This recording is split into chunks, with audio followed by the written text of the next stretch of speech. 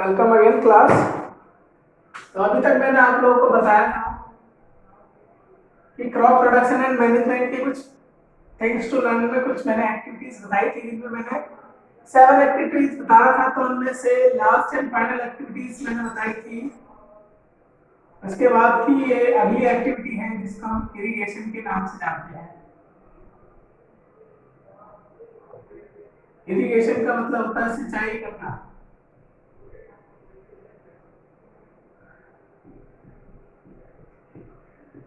जिस प्रकार हमें पानी की आवश्यकता होती है, उसी प्रकार जितने भी पौधे होते हैं उन सभी को भी पानी की आवश्यकता होती है, जिसके कारण वे स्वस्थ रह सके। अगर पौधे जितनी ज्यादा मात्रा में हम उगाएंगे और उन पौधों के द्वारा जो हम खेती करते हैं, तो अगर हम जितनी ज्यादा मात्रा में खेती करेंगे, खेती करने के लिए पौधे सारे स्वस्थ होने चाहिए, और पौधों को स्वस्थ रखने के लिए या उगाने के लिए इरिगेशन सिस्टम बहुत उपयोगी होता है, क्योंकि ये ऐसी एक्टिविटी है इसके बिना पौधे ना तो ग्रो कर पाएंगे और क्या कहते हैं, ना ही हमारे पास फसल या अनाज प्राप्त हो पाएगा।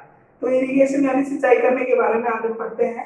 इससे पहले प्रोसेस मैंने आप लोगों को पढ़ाया था, वो प्रोसेस था आपका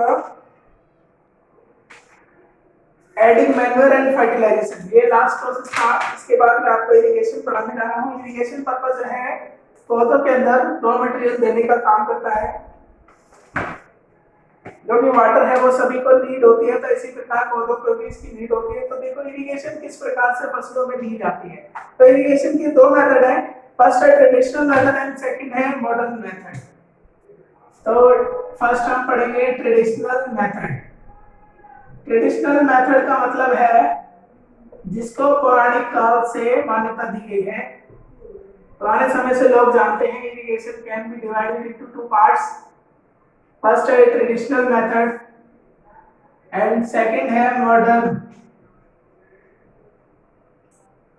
method of irrigation.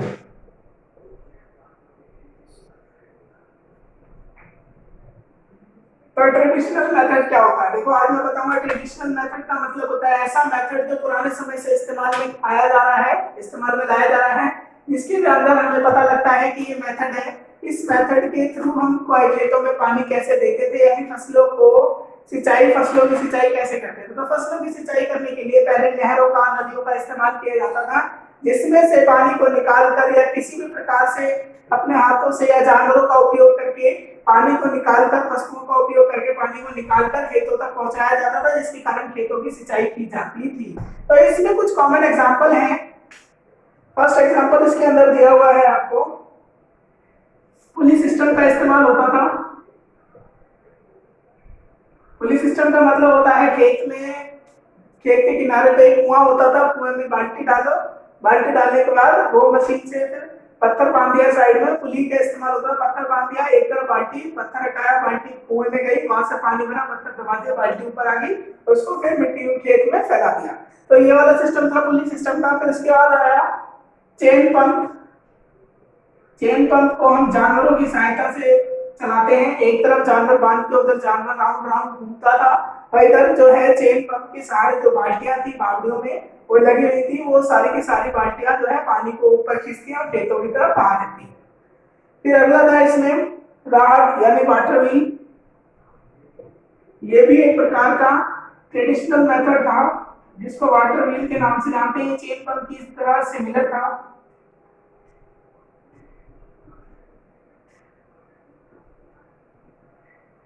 Second next process है इसके अंदर ढेकली। ढेकली का वही है, पुली सिस्टम का उपयोग करती है ये। तो पुली सिस्टम के सहारे ये चलता है ढेकली। तो ये कुछ ट्रेडिशनल मेथड थे जिनको हाथों से या जानवरों की मदद के कारण किया जाता था, और खेतों की सिंचाई इस कारण की जाती थी। फिर नेक्स्ट आते हैं मॉडर्न मेथड। मॉडर्न मेथड में फर्स्ट आता है ड्रिप सिस्टम,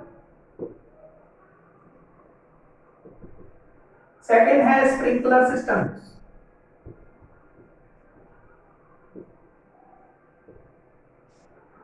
तो ड्रिप सिस्टम क्या होता है? ड्रिप सिस्टम का मतलब होता है जिसमें एक पाइपलाइन होती है, उसमें अलग अलग कनेक्शन दिए होते हैं, और अलग अलग कनेक्शन से ये खेतों में पानी डालना होता है। ऐसे इस प्रकार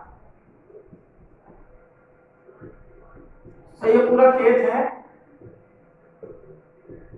तो पाइपलाइन के थ्रू जो पानी दिया जाता है जगह जगह पे, जहां जहां पे जरूरत होती है, जहां पूरे खेत में पाइपलाइन बिछा के और खेत में पानी दिया जाता है, फसलों की जड़ों में पानी। इनका मेन काम होता है ड्रिप सिस्टम का कि फसलों की जड़ों में पानी पहुंचाया जाता है, और फसलों की जड़ों में पानी पहुंचाने के लिए हम ड्रिप सिस्टम का उपयोग करते हैं। और ड्रिप सिस्टम ही सबसे इम्पोर्टेंट होता है, क्यों? क्योंकि पौधों को पानी जड़ों में ज्यादा चाहिए होता है। और स्प्रिंकलर सिस्टम के बारे में हम बाद में बात करेंगे। तो ये ड्रिप सिस्टम के बारे में मैं बता रहा हूँ, इसके अंदर जड़ों के अंदर पानी दिया जाता है, जिसके कारण पौधे जो है अच्छी तरह से सॉइल से न्यूट्रिएंट्स को प्राप्त कर सकते हैं।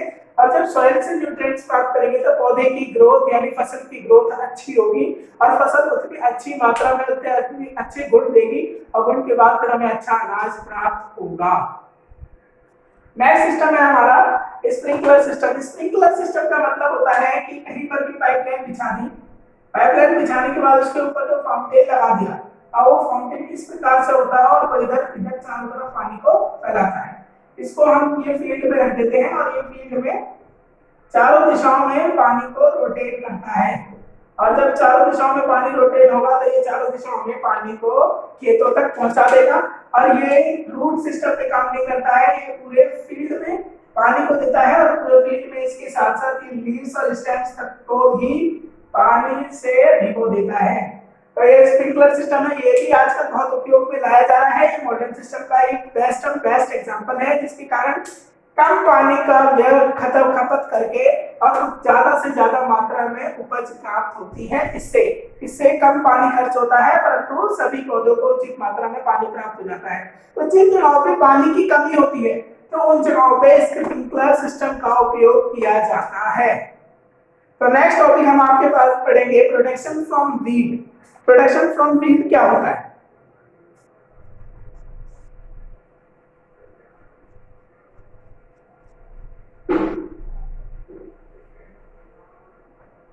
प्रोटेक्शन फ्रॉम वीड का मतलब क्या होता है, ये लोग आपने पहले अपने आप में सोचेंगे और सोच के रखेंगे। अगर मैं जो बताऊंगा अगर आप लोगों के दिमाग में वही आया है तो इसका मतलब आप लोगों ने पढ़ना स्टार्ट कर दिया।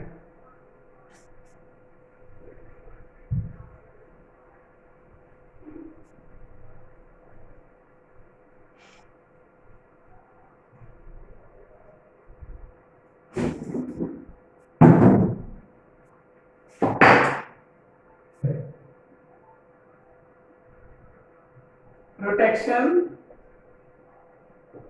फ्रॉम वीड,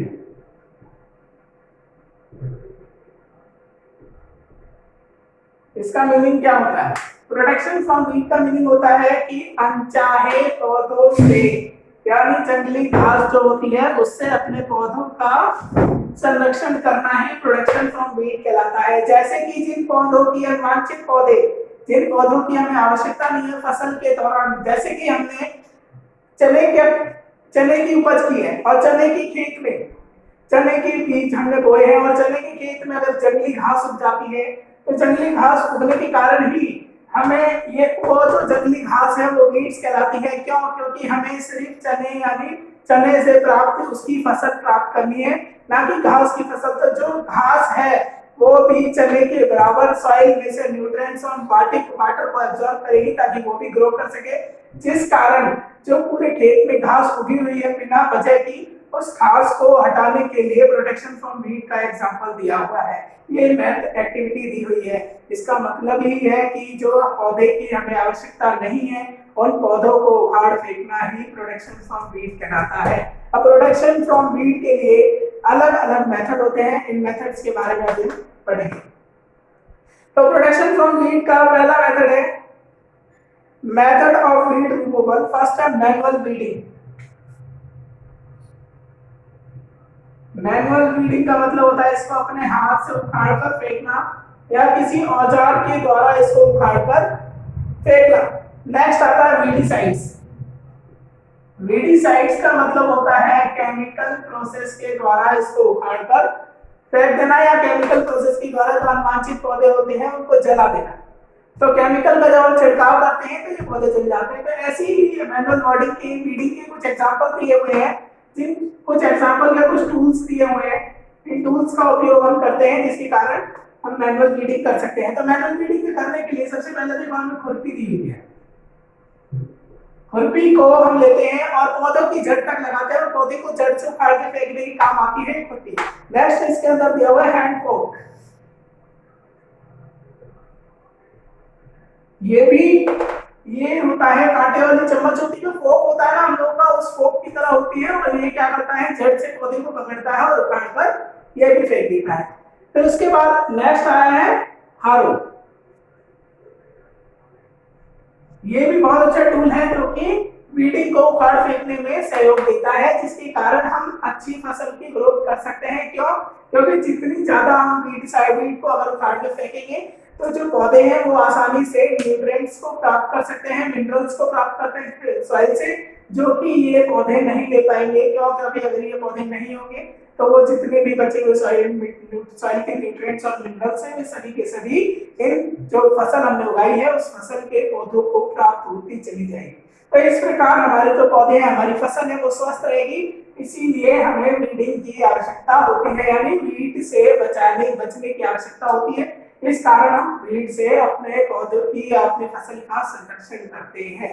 खेती करते समय ये भी बहुत इंपॉर्टेंट एक्टिविटी होती है। फिर नेक्स्ट हम बताते हैं वीडिसाइड्स क्या होता है। वीडिसाइड्स का मतलब होता है, मैंने अभी बताया था कि केमिकल प्रोसेस के द्वारा अनवांछित पौधों को जिनकी हमें आवश्यकता नहीं है उन पौधों को हम अलग करने की प्रोसेस को वीडिसाइड्स प्रोसेस के नाम से जानते हैं।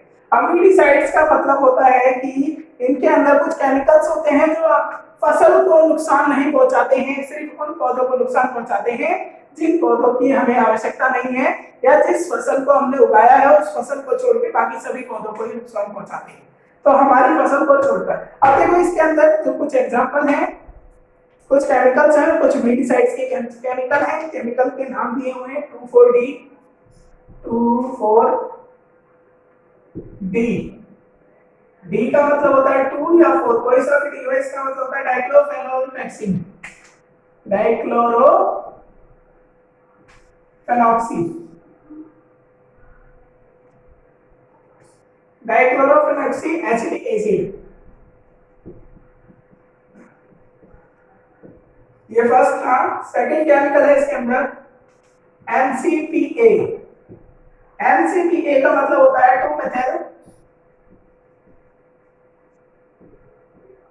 2-methyl 4-chloro-phenoxy 1-phenoxy acetic acid. ये जितने भी हैं केमिकल ये सभी के सभी एसिटिक एसिड हैं, बस इनके साथ साथ कोई केमिकल एक्स्ट्रा भी लगाया गया है। नेक्स्ट इसके अंदर दिया डेल्फन। डेल्फन भी एक प्रकार का केमिकल है जो कि फसलों के अंदर जो वीड होते हैं उनको उखाड़ फेंकने में या जलाने में काम आता है। ये हमारी फसलों को नुकसान नहीं पहुंचाते हैं, तो इनको या तो स्प्रे किया जाता है या पानी के साथ में दिया जाता है। इसके कारण क्या होते हैं, जो वीड्स होते हैं वो मर जाते हैं। वीड्स जब मुरझा जाते हैं, जल जाते हैं, उसके बाद जो लीफ सरफेस होती है वो क्रॉप हमारी फसल तैयार हो जाती है और इसके कारण वीड और हमारे फसलों में अच्छे फ्रूट और वेजिटेबल्स प्राप्त किए जा सकते हैं। बट ये जो वीडिसाइड्स है ये जो हम डालने वाले जो किसान होते हैं, किसानों के लिए नुकसानदायक होता है, जो किसान को ये नुकसान पहुंचा सकते हैं। तो इसलिए केमिकल्स को जब हम देते हैं पौधों के अंदर तो हमें ध्यान रखना चाहिए, जब ये पौधों को नुकसान पहुंचा सकते हैं तो आवश्यक है कि इंसानों को भी नुकसान पहुंचा सकते हैं। तो इसलिए जब इनको हम देंगे तो इनका ध्यान अपने आपके संरक्षण के लिए हमें मास्क वगैरह लगाना चाहिए, जिससे कि पूरी स्किन को कवर करना चाहिए ताकि इनकी स्किन इंफेक्शन ना हो। और नोज और मुंह को तो मास्क या क्लॉथ के पीस से अपने मुंह को और नाक को कवर करके रखना चाहिए, जिसके कारण इसके जहरीले पदार्थ का हमारे ऊपर या जहरीले केमिकल का हमारे ऊपर कोई भी असर या प्रभाव ना हो। तो नेक्स्ट है हमारे पास प्रोटेक्शन फ्रॉम पेस्ट। अब वीड्स तो मैंने पढ़ा दिया कि जंगली घासों से कैसे पौधों को बचाया जा सकता है। अब नेक्स्ट इसके अंदर ये भी इंपॉर्टेंट टॉपिक है जिसको हम जानते हैं प्रोटेक्शन फ्रॉम पेस्ट। तो प्रोटेक्शन फ्रॉम पेस्ट का मतलब आप लोग सोचिए अपने दिमाग में, फिर मैं बताता हूं।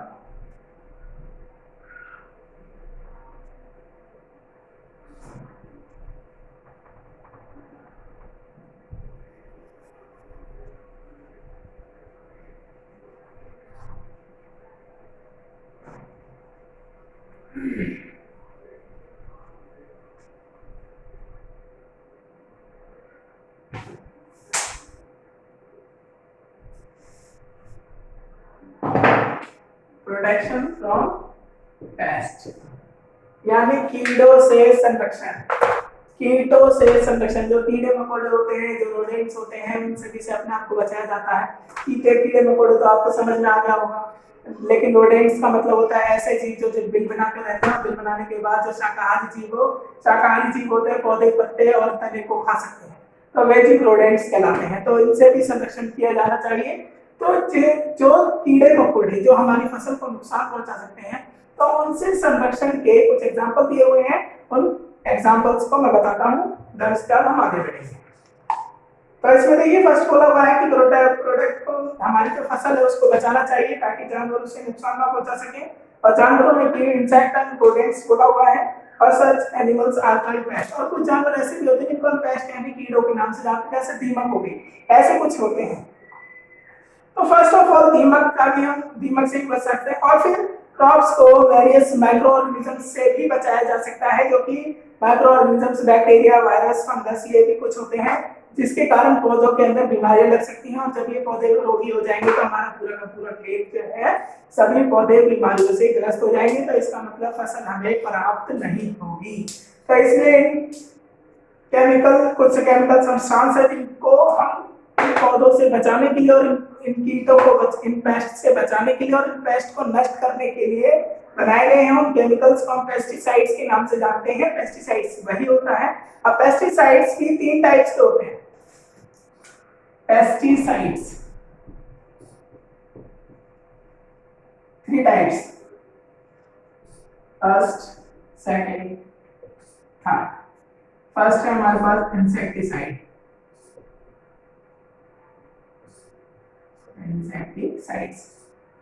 सेकंड हमारे पास है फंगीसाइड्स,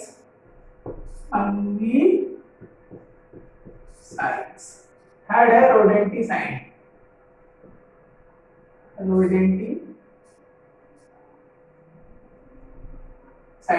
तो इनके कुछ कॉमन फॉर्मूलेज हैं। इन फॉर्मूलाज को हम देखेंगे, केमिकल फॉर्मूलाज हैं।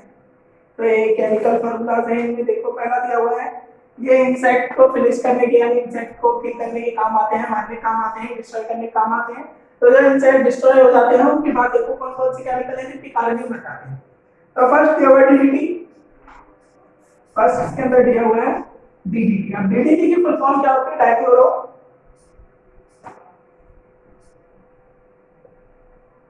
डाइक्लोरो डिफेनाइल। क्योंकि फिनाइल का इस्तेमाल हर जगह होता है। डिफेनाइल ट्राइक्लोरोथीन,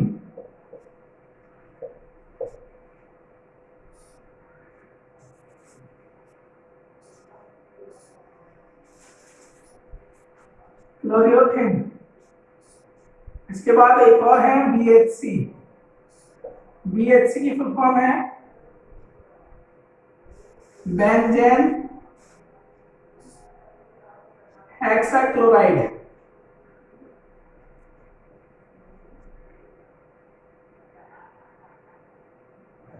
ये कुछ एग्जांपल है इंसेक्टिसाइड्स के, कुछ फॉर्मूलेज हैं, केमिकल हैं, केमिकल इफेक्ट हैं जिनकी कारण, केमिकल्स के कारण ही जो इंसेक्ट होते हैं वो मर जाते हैं या भाग जाते हैं।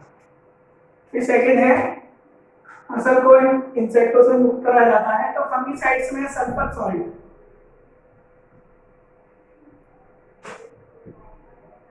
सेकंड दिया हुआ है कॉपर सॉल्ट। ये 2 प्रकार के केमिकल्स हैं। ये सॉल्ट है, सॉल्ट को इन केमिकल्स के साथ मिलाकर बनाया जाता है, इन सब्सटेंस के साथ। तो नेक्स्ट इसमें बोला हुआ है वार्फिन। वार्फिन एक प्रकार का पॉइजन होता है, एंड जिंक फॉस्फेट। ये कुछ कॉमन एग्जांपल्स हैं जिनके कारण हम पेस्ट से अपनी फसल को संरक्षण कर सकते हैं। फ्रेंड को आराम से आपने पढ़ लिया होगा। नेक्स्ट हम बताता हूँ harvesting, threshing and winnowing. Harvesting क्या होता है, थ्रेशिंग क्या होता है और विनोइंग क्या होता है। Harvesting, threshing and winnowing.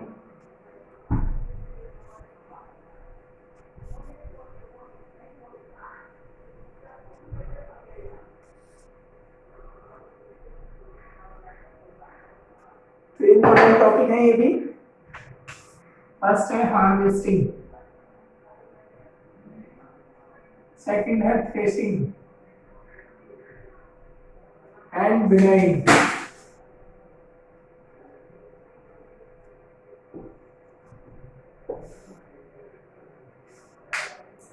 Harvesting, threshing, winnowing क्या होता है? तो हार्वेस्टिंग का मीनिंग आप लोगों के दिमाग में क्या आया है? हार्वेस्टिंग का मतलब होता है कटाई करना। जब फसल उचित मात्रा में तैयार हो जाती है, जब किसी पौधे पककर तैयार हो जाती है, जब फसल पक जाती है, तो पकने के बाद मौसम अनुसार जब देखा जाता है तो फसल हमारी तैयार हो चुकी है, इसके अंदर से हम अनाज को प्राप्त कर सकते हैं। तो फसलों की कटाई जो चालू होती है, तो कटाई को ही हार्वेस्टिंग कहते हैं। तो इसका मतलब होता है, हार्वेस्टिंग का मीनिंग होता है कटाई, जो कि हमारे अनाज को प्राप्त करने के लिए हम फसलों की कटाई शुरू कर देते हैं। फिर इसके अंदर क्या होता है कि जमीन की बिल्कुल निचली सतह से इन फसलों को काटा जाता है, और इन फसलों को काटने के बाद 3 से 4 महीने तक ये तैयार होती है, 4 महीने के भीतर, और इसको सिकल के द्वारा काटा जाता है। सिकल का मतलब है दरार। इसको काटने के लिए इंस्ट्रूमेंट उपयोग किए जाते हैं, सिकल, सिकल का मतलब है दरार। लेकिन आजकल जो है फसल जो है मैनुअली अगर करते हैं, मैनुअली जो है इसका इस्तेमाल होता है सिकल के द्वारा होता है। जब इसके बाद आजकल मशीन भी लग गई है, मशीन जो है हार्वेस्टर, सॉरी, तो हार्वेस्टिंग दो रूप से की है, मैनुअली सिकल के द्वारा और मशीन यानी हार्वेस्टर के द्वारा। तो ये मशीनरी जो है डायरेक्ट एक बार में नीचे से लेती है, निचली सतह से, और फसल को काटती हुई आगे बढ़ती रहती है। अब नेक्स्ट आता है थ्रेशिंग। थ्रेशिंग प्रोसेस भी मैनुअली होती है एंड मशीनरी। तो थ्रेशिंग होता क्या है पहले तो ये जानिए। थ्रेशिंग का मीनिंग, थ्रेशिंग का मीनिंग होता है जो अनाज हमारे पास, जो फसल हमने काटी है, उस फसल में से अनाज को अलग करना, और जो फसल है इस फसल में से भूसे को अलग करना। तो ये प्रोसेस जो होती है थ्रेशिंग कहलाती है। अब देखो थ्रेशिंग के अंदर मैं बताता हूँ आपको, इसमें से इसको करने के लिए कंबाइन मशीन का उपयोग किया जाता है, जिसके अंदर अनाज अलग हो जाता है और क्या कहते हैं, ये अलग हो जाता है, जो कि भूसा होता है। भूसे को हम इंग्लिश में चाक बोलते हैं। तो इसके अंदर मैनुअली देखो, मैनुअली क्या बताया हुआ है, मैनुअली हम इसको करते हैं बाई पटक पटक कर करते हैं। इसके ऊपर पत्थरों के ऊपर, जैसे अनाज को हमने पकड़ा, पटक पटक कर पीट पीट के बाई बीटन बीटन भी कर सकते हैं हम इसको। एंड सेकंड मशीनरी है थ्रेशर के द्वारा, थ्रेशर जो मशीन होती है, थ्रेशर के द्वारा हम इसको अलग कर सकते हैं। अब नेक्स्ट आता है विनोइंग। विनोइंग क्या होता है?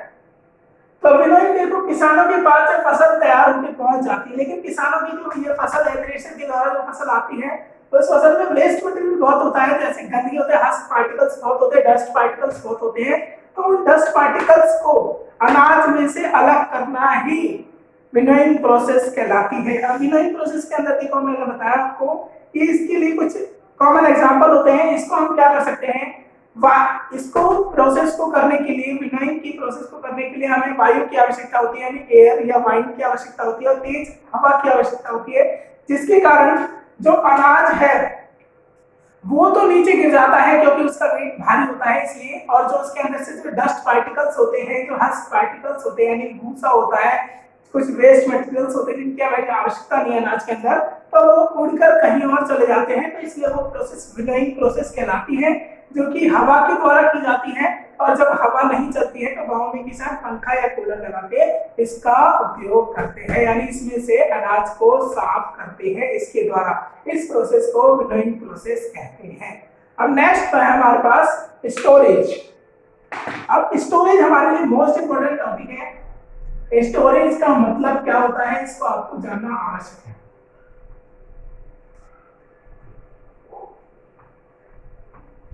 जब स्टोरेज नहीं होगा तो फिर खेती करने का कोई फायदा नहीं है।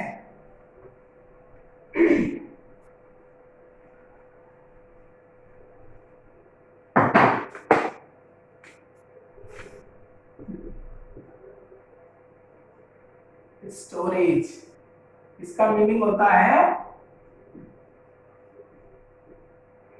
भंडारण। स्टोरेज का मीनिंग होता है भंडारण। जैसे कि storage of crops in is an important task. Storage करना ही फसल का बहुत बड़ा टास्क होता है, बहुत बड़ा कार्य होता है। इसके लिए क्या करना पड़ता है, हम अनाज को ज्यादा लंबे समय तक अपने घर में नहीं रख सकते। क्यों? क्योंकि ये नमी के कारण, इंसेक्टों के कारण या चूहों के कारण या फिर माइक्रो ऑर्गेनिजम्स के कारण, प्रोडक्ट्स के कारण ये खराब हो सकते हैं।